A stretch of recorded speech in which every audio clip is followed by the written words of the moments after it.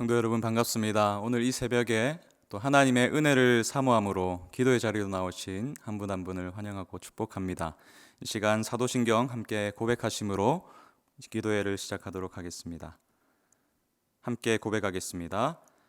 전능하사 천지를 만드신 하나님 아버지를 내가 믿사오며 그 외아들 우리 주 예수 그리스도를 믿사오니 이는 성령으로 잉태하사 동정녀 마리아에게 나시고 본디오 빌라도에게 고난을 받으사 십자가에 못 박혀 죽으시고 장사된 지 사흘 만에 죽은 자 가운데서 다시 살아나시며 하늘에 오르사 전능하신 하나님 우편에 앉아 계시다가 저리로서 산자와 죽은 자를 심판하러 오시리라.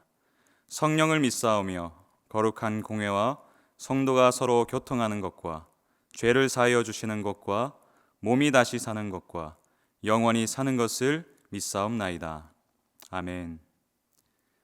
이 시간 찬송가 542장 구주 예수 의지함이 함께 찬양하시겠습니다.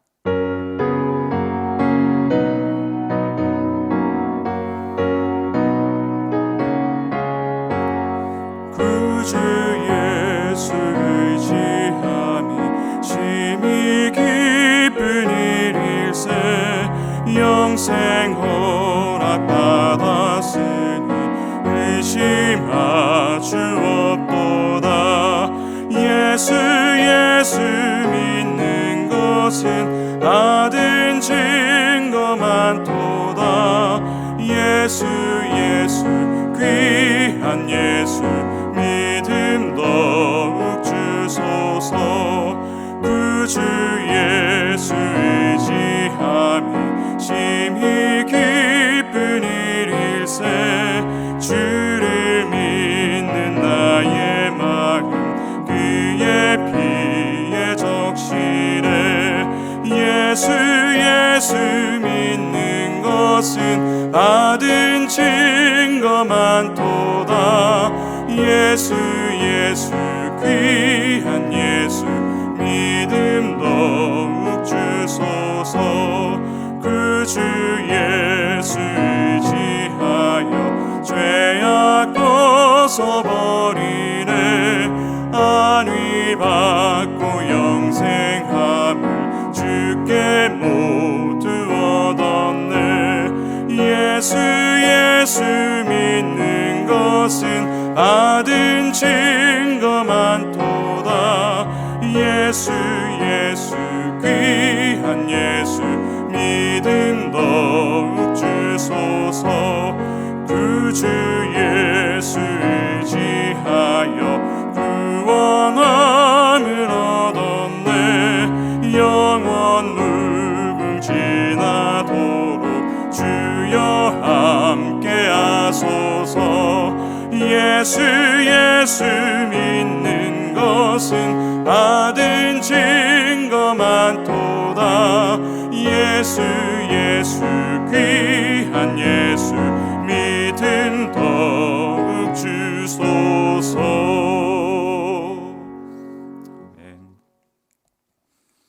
이 시간 함께 나눌 말씀은 잠언 11장 1절에서 15절까지의 말씀입니다. 잠언 11장 1절에서 15절 제가 봉독하도록 하겠습니다.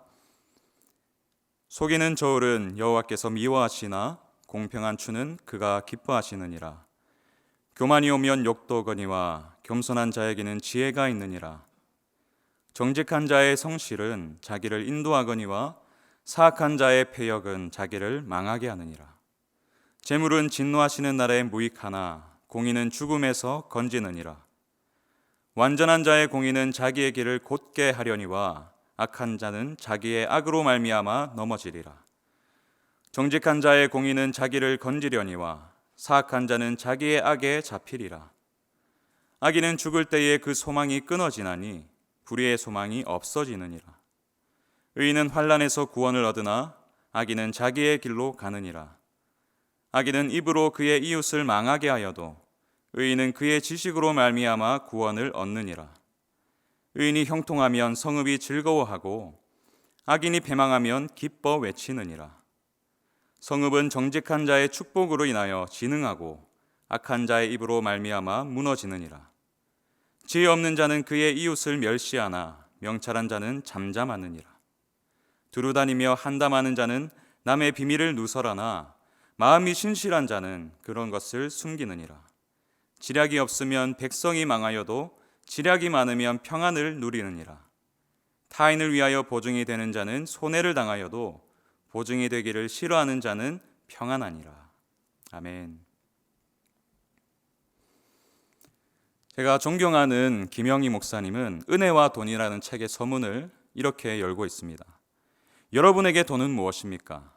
누군가에게는 소소한 행복을 안겨주는 말할 수 없이 유용한 수단이 되기도 하지만 또 누군가에게는 파멸로 몰아가는 파괴적 수단이 되기도 합니다. 돈이 가진 이러한 위력을 여러분은 잘 알고 있습니까? 그는 돈의 위력을 철로 역정의 한 장면을 예로 들면서 설명하고 있습니다. 주인공인 크리스천과 또 그와 함께하던 소망이라는 자가 안락이라는 평원에 이르게 되었을 때에 그 끝에는 돈이라고 불리는 은광이 있었습니다. 대마가 거기서 별로 힘들이지 않고도 많은 재물을 얻을 수 있다, 이렇게 말하면서 지나가는 순례자들을 유혹하고 있었습니다. 존 버녀는 그 장면에 대한 주석을 이렇게 달았어요. 전에도 이 길을 가던 사람들 중에 더러는 희귀한 금속인 은을 보려고 옆길로 들어서서 은광의 입구까지 가까이 다가섰다가 그만 발밑에 디딘 땅이 꺼져버리는 바람에 죽거나 혹은 불구자가 되어 평생을 고생스럽게 보내는 자들이 부지기수였다. 이것이 돈이 가진 파괴력이죠. 우리는 평생을 하나님께 귀하게 쓰임받다가 말년에 돈 문제로 인해서 몰락해버린 수많은 이들의 소식을 듣고 있습니다. 돈으로 인해서 많은 교회가 고통 속에서 분열되는 아픈 소식도 듣고 있습니다. 사실 이 문제는 오늘날만의 문제가 아니죠. 철로 역정이 쓰여진 17세기에도 있었고 또 오늘 본문인 잠언이 쓰여졌던 수천 년 전에도 그러했습니다. 본문 1절을 함께 볼까요? 속이는 저울은 여호와께서 미워하시나 공평한 추는 그가 기뻐하시느니라. 하나님이 속이는 저울을 미워하신다고 말씀하십니다. 속이는 저울은 무엇입니까? 자기의 이익을 위해서 타인에게 사기를 치는 것이죠. 3절은 이 같은 행위를 하는 자를 사악한 자라고 말하고 있습니다. 세 번역은 보다 직설적으로 말하고 있는데요. 정직한 사람은 성실하게 살아 바른 길로 가지만 사기꾼은 속임수를 쓰다가 죄께에 빠져 멸망한다. 왜 속이고 사기를 치면서까지 타인에게 피해를 주는 것일까요? 돈에 대한 집착 때문이죠. 한마디로 탐심이 그 원인인 것입니다. 성경은 탐심을 가볍게 보지 않습니다. 성경이 말하는 탐심은 곧 우상 숭배입니다. 골로새서 3장 5절을 보십시오. 그러므로 땅에 있는 지체를 죽이라. 곧 음란과 부정과 사욕과 악한 정욕과 탐심이니 탐심은 우상 숭배니라. 탐심은 우상 숭배니라. 우상 숭배는 하나님만이 주실 수 있는 것을 다른 대상에게 바라는 것입니다. 그렇기 때문에 탐심이 우상 숭배라고 말하는 것이죠. 왜 그렇습니까? 탐심은 하나님이 주실 수 있는 삶의 안정감과 우리 삶의 존재의 목적을 돈에 두는 것이기 때문입니다. 쉽게 말해서 하나님보다 돈을 더 사랑하는 것이죠. 그래서 팀 켈러 목사님은 탐심의 특성에 대해서 이렇게 말하고 있습니다. 탐심은 부를 도덕적인 원리보다 앞세우는 것이다. 탐심의 또 다른 특성은 부를 누리는 정도가 아니라 의지하는 데 있다. 하나님이 주신 부를 누리는 정도가 아니라 의지하는 것, 이것이 하나님께서 속이는 저울을 미워하시는 이유입니다. 돈을 위해서 타인을 향한 도덕성을 저버려요. 돈을 의지하는 것은 하나님을 향한 불신앙이라고 말할 수 있습니다. 결국 하나님께서 우리에게 주신 하나님 사랑과 이웃 사랑, 이 모두의 관점에서 위배되는 것이죠. 이런 맥락에서 우리의 시대를 돌아보면 마치 탐심이 정당화된 시대인 것 같습니다. 2019년에 청소년을 대상으로 진행한 설문이 있습니다. 그 중에 한 가지 질문은 이거예요.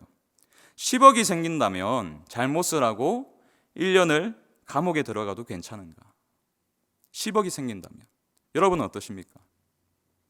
이 질문에 무려 57%나 되는 고등학생들이 그럴 수 있다고 응답했어요. 저는 10억만 생기면 감옥에 가도 좋습니다 라고 응답했습니다.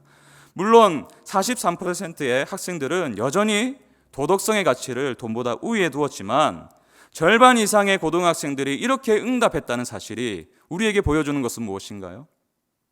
이 사회가 돈이면 다 된다는 사회라는 것을 반증하는 것이 아닙니까? 탐심을 채우기 위해서라면 도덕성을 버려도 된다고 여기는 것이 아닙니까? 이러한 현상의 궁극적인 원인은 무엇일까요? 돈이 삶의 안정을 줄 것이라는 강력한 신앙입니다. 그러나 과연 그럴까요? 돈이 정말 우리의 삶에 진정한 안식을 줄 수 있단 말입니까? 오늘 본문은 단호하게 아니라고 말하고 있습니다. 가공할 위력을 가진 돈이지만, 모든 것이 가능할 것 같은, 약속을 줄 것 같은 돈이지만 돈이 결코 줄 수 없는 것이 있다고 말하고 있습니다. 그것이 무엇일까요? 구원입니다. 구원. 우리 영혼의 구원 말이죠. 4절을 함께 봅시다. 재물은 진노하시는 날에 무익하나 공의는 죽음에서 건지느니라.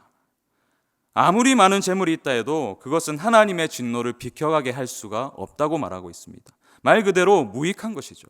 무익한 것. 이뿐만이 아닙니다. 성경의 곳곳에는 돈의 무능력을 고발하고 있습니다. 스바냐 1장 18절 함께 보십시다.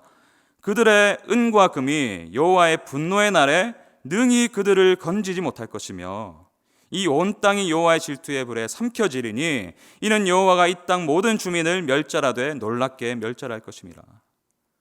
시편 기자도 같은 말을 하고 있어요. 시편 49편 6절에서 8절입니다.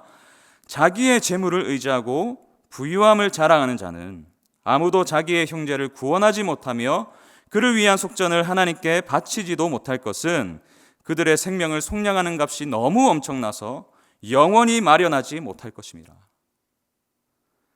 돈은 영원한 생명을 줄 수 없습니다. 돈은 우리의 영혼에 구원을 줄 수가 없어요. 이것이 돈이 가진 한계입니다. 돈이 가진 무익함이죠. 그렇기 때문에 결코 우리의 궁극적인 소망이 될 수가 없는 것입니다. 오직 하나님만이 삶의 안정을 허락하시는 줄로 믿습니다. 오직 하나님만이 저와 여러분의 구원이 되어주십니다. 그래서 하나님은 이렇게 말씀하시죠. 레위기 19장 36절을 보십시오. 공평한 절과 공평한 추와 공평한 에바와 공평한 흰을 사용하라. 나는 너희를 인도하여 애굽 땅에서 나오게 한 너희의 하나님 여호와이니라. 무슨 말입니까? 얘들아, 돈이 삶의 안정을 줄 수 있다는 말에 속지 마. 그 말에 속아서 너의 양심을 버리고 속이는 저울을 쓰지 말고 공평한 추를 쓰거라.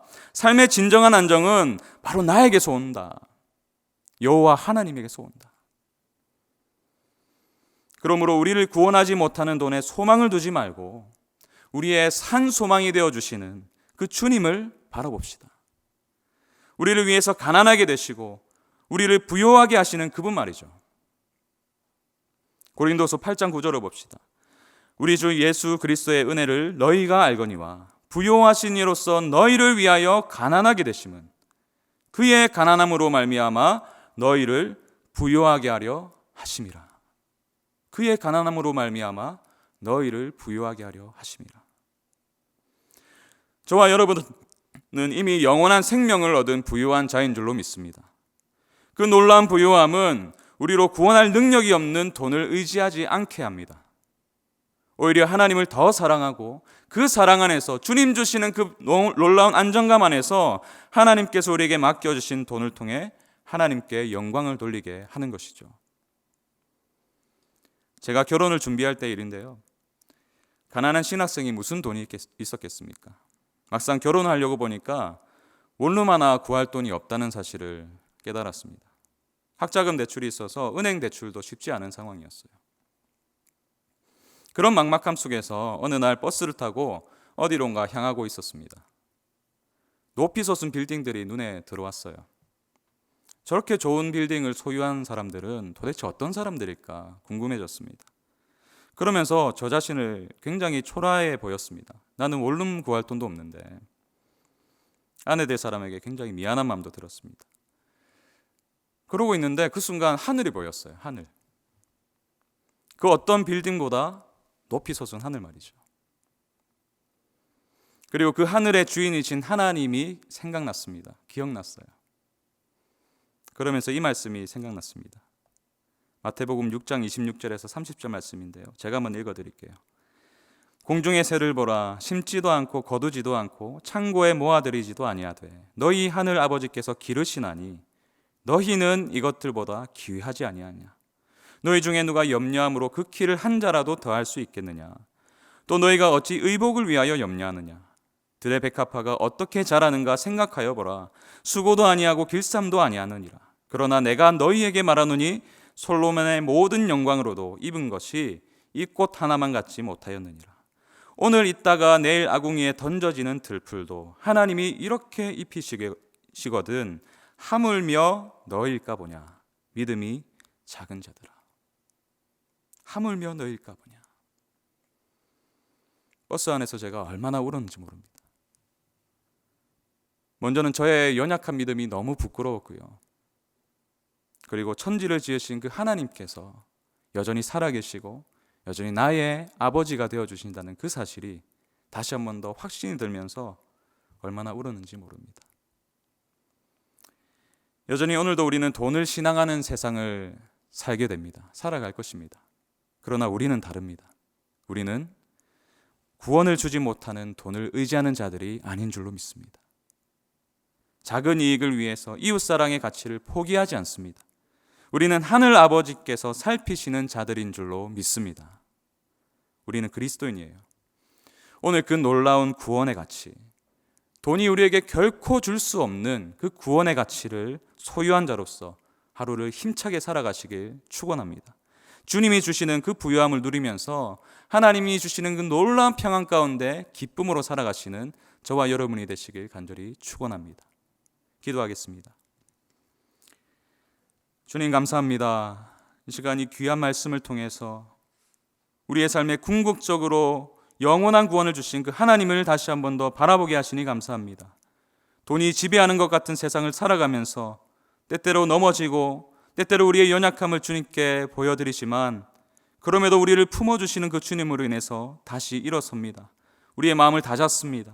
주님 이 아침에 하나님께서 보여주신 그 구원의 놀라운 가치를 붙들고 그 구원을 소유한 자로서 담대하게 살아가게 하시고 우리의 모든 상황을 주관하시며 다스리시는 그 하나님께서 나의 하나님 되심을 고백하며 오늘 하루 기쁨으로 살아갈 수 있도록 인도하여 주시옵소서. 감사드리며 예수님 이름으로 기도합니다. 아멘. 시간 두 가지 기도 제목 가지고 계속해서 기도로 나아가실 때에 먼저 이렇게 기도하면 좋겠습니다. 여전히 남아있는 탐심으로 인해서 하나님보다 돈을 더 의지했던 마음이 있었다면 주님 이 시간 돌이키게 하여 주시옵소서. 탐심을 버리고 주님만 의지하게 하여 주시옵소서. 그리고 두 번째는요, 돈으로는 살 수 없는 그 영원 구원의 가치를 감사하며 오늘 하루 주님 주신 이 생명을 누리며 살 수 있도록 주님 저의 눈을 뜨게 하여 주시옵소서. 우리 두 가지 기도 제목 가지고 함께 기도의 자리로 나아가겠습니다.